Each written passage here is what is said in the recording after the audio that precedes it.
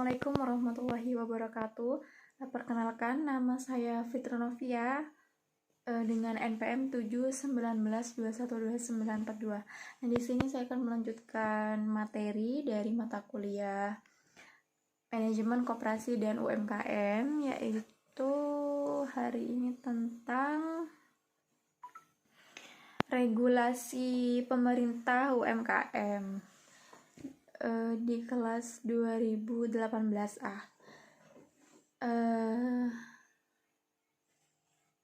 Regulasi pemerintah tentang UMKM terbaru. Nah, peraturan pemerintah nomor 7 tahun 2021 tentang kemudahan perlindungan dan pemberdayaan koperasi dan usaha mikro, kecil dan menengah atau PPUMKM telah diterbitkan oleh pemerintah bersama 48 peraturan pelaksana lainnya dari Undang-Undang Nomor 11 Tahun 2020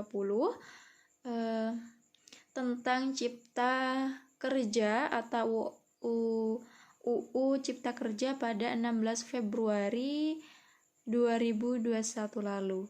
Nah, PPUMKM tersebut mengubah beberapa ketentuan yang sebelumnya telah diatur di dalam Undang-Undang Nomor 20 Tahun 2008 tentang usaha mikro, kecil dan menengah atau UMKM. Salah satunya adalah aturan terkait kriteria UMKM itu sendiri.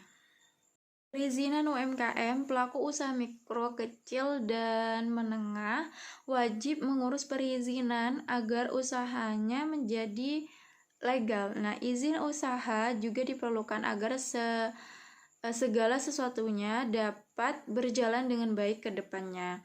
Nah, apabila berniat terjun ke dunia usaha, maka yang harus diperhatikan adalah memikirkan SIUP atau surat izin usaha perdagangan. Nah, SIUP ini diterbitkan berdasarkan domisili usaha dan penting dimiliki agar pemilik usaha memiliki bukti pengesahan dari pemerintah, sebab SIUP juga memiliki peran penting dalam memajukan usaha, terutama saat mengajukan pinjaman untuk modal ke perbankan maupun institusi keuangan lainnya. Itu regulasi perpajakan. Nah, pemerintah memberikan kelonggaran perpajakan untuk kalangan para pelaku UMKM. Bagi mereka yang baru merintis usaha dengan modal terbatas dan omset tak lebih dari 4,8 miliar dalam setahun, tarif pajak yang diterapkan sebelumnya terasa memberatkan. Untunglah pemerintah mengeluarkan regulasi berupa peraturan pemerintah atau PP nomor 23 tahun 2018 agar bisa memberikan ruang lebih bagi kalangan usaha mikro, kecil dan menengah untuk perkembangannya. Nah, lewat regulasi terbaru UMKM yang mengatur tentang pajak ini, penghasilan PPh atas penghasilan dari usaha yang diterima atau diperoleh wajib pajak yang memiliki peradaban bruto tertentu atau tarif PPh final yang dikenakan UMKM diturunkan menjadi 0,5%. Nah, dari sebelumnya yang 1%. Penurunan tersebut diharap bisa mendorong pengusaha UKM berperan serta dalam kegiatan ekonomi formal dan bisa mempermudah dalam melakukan kewajiban perpajakan itu. Selanjutnya itu regulasi pendanaan.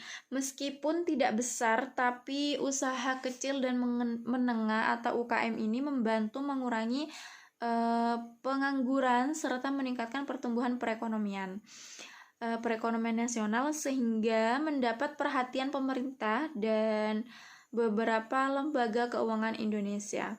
Salah satunya melalui program penyaluran kredit usaha rakyat atau KUR.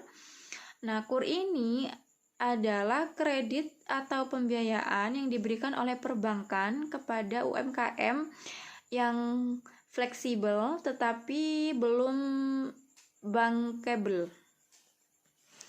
Nah, KUR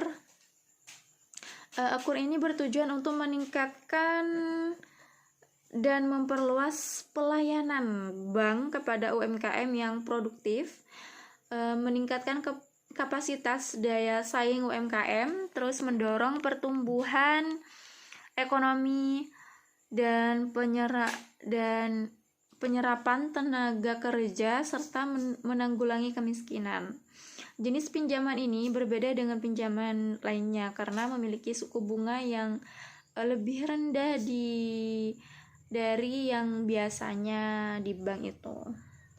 Nah, yang terakhir itu ada kemitraan. Salah satu kunci agar UKM bisa maju adalah dengan mengadopsi pola kemitraan terutama dengan pelaku usaha besar yang telah memiliki nama. Pemerintah pun telah mengatur regulasi tersebut dalam Peraturan Pemerintah Republik Indonesia Nomor 17 Tahun 2013 tentang pelaksanaan Undang-Undang Nomor 20 Tahun 2008 tentang usaha mikro, kecil, dan menengah. Dalam pasal 30 dijelaskan, jika pemerintah pusat dan pemerintah daerah mengatur usaha besar untuk membangun kemitraan dengan usaha mikro, usaha kecil, dan usaha menengah.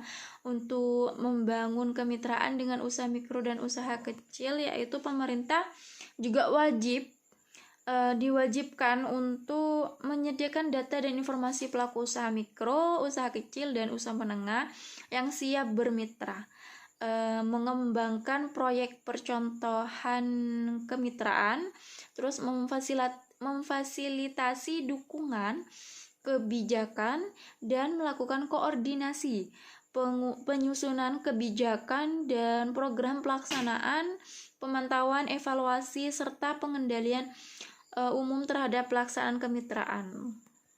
Kriteria UMKM dalam pasal 6 UU Undang-Undang UMKM diatur berbeda secara signifikan dalam PP UMKM. Sebagai perbandingannya yaitu indikator pengelompokan UMKM. Nah, kalau Undang-Undang UMKM ini, UMKM dikelompokkan berdasarkan kekayaan bersih atau hasil penjualan tahunan. Kekayaan bersih ialah sejumlah atau setelah dikurangi dengan hutang atau kewajibannya. Nah, untuk PP UMKM, UMKM dikelompokkan berdasarkan kriteria modal usaha atau hasil penjualan tahunan. Modal usaha merupakan modal sendiri dan modal pinjaman untuk menjalankan kegiatan usahanya. Nah, indikator yang kedua yaitu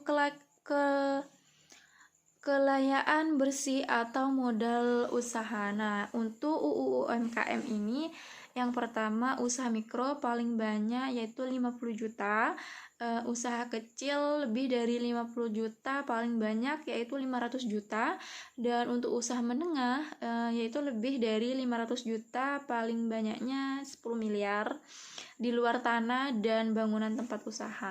Nah, untuk PP UMKM kalau mikro itu paling banyak 1 miliar, usaha kecil yaitu lebih dari 1 miliar, paling banyaknya itu 5 miliar. Kalau yang usaha menengah lebih dari 5 miliar, paling banyak yaitu 10 miliar di luar tanah dan bangunan tempat usaha. Nah, indikator yang ketiga yaitu hasil penjualan tahunan. Untuk UU UMKM yaitu mikro paling banyak 300 juta, usaha kecil lebih dari 300 juta, paling banyaknya 2,5 miliar. Untuk usaha menengah lebih dari 2,5 miliar, paling banyaknya 50 miliar. Untuk PP UMKM, usaha mikro yaitu paling banyak 2 miliar. Kalau yang usaha kecil lebih dari 2 miliar sampai paling banyaknya 15 miliar. untuk usaha menengah lebih dari 15 miliar sampai paling banyaknya 50 miliar. Ketentuan umum pembinaan UMKM yaitu pasal 4 yang pertama, pembinaan dan pengembangan koperasi dan UMKM didasarkan pada prinsip-prinsip pemberdayaan, pemberian kesempatan berusaha, dan perlindungan usaha. Yang kedua itu pembinaan dan pengembangan koperasi dan UMKM meliputi pembinaan kelembagaan, pengembangan sumber daya manusia, terus fasilitas pembiayaan atau permodalan. Yang keempat itu pembangunan penerapan teknologi, yang kelima pengembangan teknologi, dan yang terakhir yaitu pengembangan produksi.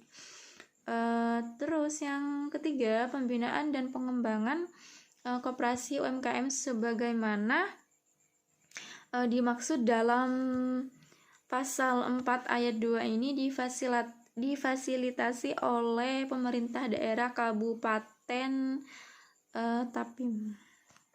Yang terakhir itu ada etika dan bisnis UMKM. Nah, yang pertama itu jujur. Nah, kejujuran adalah nilai paling dasar yang harus dimiliki dalam berbisnis. Nah, makanya apabila kamu atau kita sampai ketahuan dalam menjalankan bisnis tidak jujur, sudah pasti reputasi bisnis tersebut akan hancur dalam sekejap. Yang kedua yaitu komunikasi secara berkala dengan pembeli. Usahakan untuk terus berkomunikasi dengan para pembeli. Jika perlu, buatlah kalender komunikasi untuk menjadwalkan kapan harus berhubungan dengan pembeli secara berkala. Dan yang ketiga yaitu gunakan bahasa yang baik saat berbicara. Nah, penggunaan bahasa yang baik juga menjadi salah satu etika bisnis yang sangat penting. Dalam berbicara, hindarilah untuk menggunakan bahasa yang kasar, mengandung unsur sara, dan obrolan-obrolan yang bersifat pribadi. Dan yang keempat yaitu berkelakuan sopan. Nah, untuk mendapatkan kesan yang baik dalam berbisnis, usahakanlah selalu selalu berkelakuan sopan. Kesan pertama ini nantinya akan selalu diingat oleh semua orang, terus termasuk pembeli. Jika kesan pertama sudah jelek, maka kelanjutannya tidak akan baik. Yang kelima yaitu berpakaian rapi. Nah, pakaian ini menjadi salah satu etika dalam berbisnis yang penting karena langsung dapat dilihat oleh mata. Pakaian mencerminkan kepribadian seseorang dalam berbisnis. Berpakaian rapi juga berarti kamu menghormati relasi bisnis kamu. Nah, yang terakhir yaitu selalu ucapkan terima kasih. Jangan lupa untuk selalu mengucapkan terima kasih. Ini menjadi salah satu apresiasi dasar yang bisa kamu berikan kepada orang lain, termasuk pembeli. Selain ucapan, kita memungkinkan kamu juga bisa memberikan sesuatu kepada orang lain.